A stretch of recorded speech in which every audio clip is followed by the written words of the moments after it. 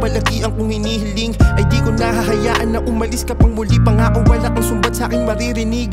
Niyurakan mo man ang aking puso, pinalasap ng kabilaan na sakit. Nang dahil sa problemang nagkapatong-patong at hindi na natin alam kung paano maitatawid. Talagang napakalalim ng sugat na iniwanan ko sa puso mo, dahilan kung bakit mo tinalikuran. Pinalibutan ng maling tao ang binuo na pagsasama, rason kung ba't mali aking sinubukan. Mula nung pagkukulang na ang tangi kong naaambag at nagganap ka ng tao na masasandalan. Lalaking na yumakap at tumanggap sa'yo, dito mangyayari kung hindi dahil sa aking kahangalan. Sana naman unawain mo rin ako na isang taong nadadapa sa mga kamalian, gumagawa ng mga desisyon, dala ng bugso ng damdamin at hindi na magawa na pag-isipan. Pero kahit na minsan hindi ko naisipang manakit o kahit tumingin man lamang sa iba, gawa ng labis kong pagmamahal at para sa aking mata ikaw ay pinakaiba sa kanila.